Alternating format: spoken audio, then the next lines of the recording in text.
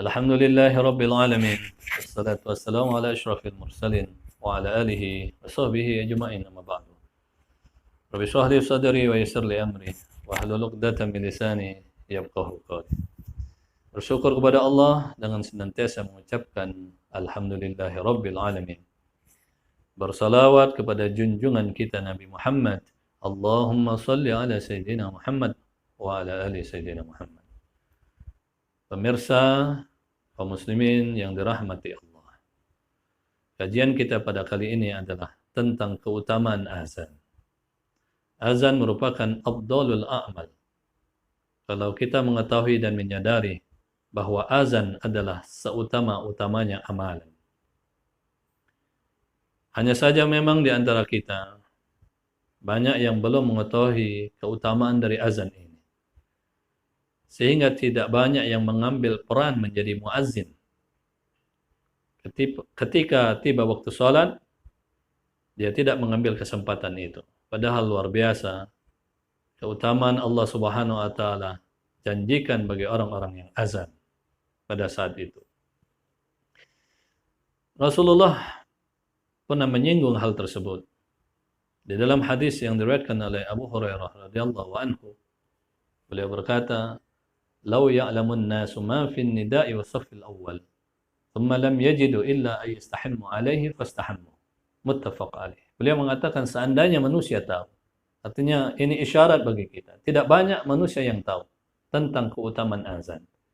Seandainya manusia tahu tentang keutamaan azan dan saf pertama dalam salat berjamaah. Seandainya mereka tahu, yang kemudian untuk mendapatkannya tidak mudah. Harus melalui diundi, kata Rasulullah.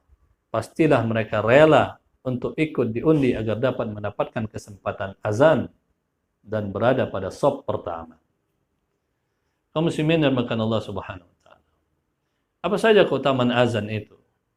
Yang sering kita dengar setiap hari dikumandangkan. Tapi kita bukan muazzinnya. Yang pertama kata Rasulullah, muazzin itu adalah orang yang paling panjang lehernya pada hari kiamat. Beliau bersabda dalam hadis yang diriwayatkan oleh Muawiyah radhiyallahu anhu, "Al-muadzinu atwalun nasi a'naqan yaumal qiyamah." Muazzin itu adalah orang yang paling panjang lehernya pada hari kiamat nanti. Hadis riwayat Muslim. Apa yang dimaksud dengan yang paling panjang lehernya? Para ulama mengatakan ini adalah bahasa kias, majas saja. Tapi maksudnya menurut Imam Suyuti, orang yang paling panjang lehernya adalah orang yang paling mulia pada saat itu. Dia akan menjadi pemimpin di antara umat manusia saat itu, yang kemudian banyak pengikutnya. Imam Ar-Ramli mengatakan, orang yang paling panjang lehernya pada hari kiamat, maksudnya adalah orang yang paling cepat masuk surga. Subhanallah, subhanallah. Luar biasa kesempatan yang Allah berikan kepada kita melalui azan ini. Kemudian yang kedua yang tak kalah utamanya lagi, yang tak kalah istimewanya lagi, orang yang azan itu akan mendapatkan doa Rasulullah. Orang yang azan akan didoakan oleh Rasulullah SAW. Apa doa Rasulullah? Allahumma ghfir lil muadzinin. Ya Allah, ampunilah bagi orang-orang yang azan. Hadis ini diriwayatkan oleh Abu Daud wa Tirmizi. Kaum muslimin yang dimuliakan Allah Subhanahu wa taala. Maka ketika kita azan, saat itu dosa kita diampuni oleh Allah Subhanahu wa taala.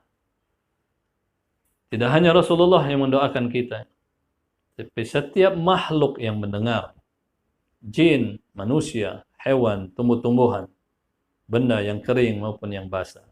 Ketika mendengar suara kita sedang azan, mereka seluruh makhluk itu akan memintakan ampunan kepada Allah agar dosa-dosa kita diampuni oleh Allah Subhanahu wa taala. Di dalam hadisnya Rasulullah SAW, beliau bersabda, "Yughfaru lil muadzinin muntaha adanihi." Seorang muazzin itu akan diampuni oleh Allah dosanya pada akhir azannya. Jadi ketika kita selesai azan, la ilaha illallah, maka saat itulah dosa-dosa kita diampuni oleh Allah Subhanahu wa taala. Wa yastaghfiru lahu. dan akan memintakan ampunan untuknya, untuk yang orang azan. Kullu ratabin, setiap yang kering, setiap yang basah. Wa yabisin, setiap yang kering. Sami'ahu, yang mendengar suara azan itu, maka akan memintakan ampunan kepada Allah untuk kita. Seakan-akan mereka mengatakan, seluruh makhluk Allah yang mendengar, mengatakan, ya Allah, ampunilah si fulan, ampunilah dia yang sedang azan tadi, ya Allah, dosa-dosanya. Maka ketika selesai azan, dosa kita diampuni oleh Allah Subhanahu wa taala. Sungguh luar biasa dahsyatnya. Yang mungkin ini sering kita lewatkan begitu saja. Ketika tiba waktu sholat, kita berada di masjid, di mushola, tapi kita tidak mengambil peran penting itu di hadapan Allah Subhanahu wa taala. Kaum muslimin yang makan Allah. Selain itu juga, kita akan dipersaksikan oleh para makhluk Allah yang mendengar suara kita azan. Yang mendengarkan kita azan. Setiap makhluk yang mendengarkan suara azan kita, itu akan bersaksi di hadapan Allah, ya Allah, hamba-Mu ini ketika di dunia telah mengagungkan nama-nama besar-Mu. Telah mengagungkan nama-Mu, ya Allah. Dengan kalimat Allahu Akbar, Allahu Akbar. Ia juga bersaksi terhadap Rasulullah. Dengan kalimat asyhadu an la ilaha illallah wa asyhadu anna Muhammadar Rasulullah. Dan ia juga yang mengajak umat manusia untuk salat dan mengajak kepada kemenangan melalui kalimat hayya 'alas shalah, hayya 'alal falah. Saudara-saudara sekalian, sungguh luar biasa fadilah keutamaan azan ini, dan sekarang kita sudah tahu. Marilah kita ambil kesempatan ini. Kalau perlu diundi atau dijadwal biar tertib. Hadirin makan Allah Subhanahu wa taala. Selain itu juga ada keutamaan yang juga dimiliki dari suara azan ini atau azan ini. Apa keutamanya? Rasulullah menyebutkan dalam hadisnya, apabila syaitan, yang ini merupakan musuh abadi kita, yang harus kita jauhi terus, atau yang harus kita jauhkan terus dari diri kita. Apabila syaitan mendengar suara azan, maka mereka akan lari terbirit-birit sambil terkentut-kentut, sampai tidak terdengar lagi suara azan. Maka memang kemudian kita disunnahkan ketika azan, keraskan suaramu, agar seluruh orang mendengar, dan agar syaitan lari sejauh-jauhnya dari kita. Rasulullah sallallahu alaihi wasallam menyampaikannya di dalam hadis Abu Hurairah radhiyallahu anhu.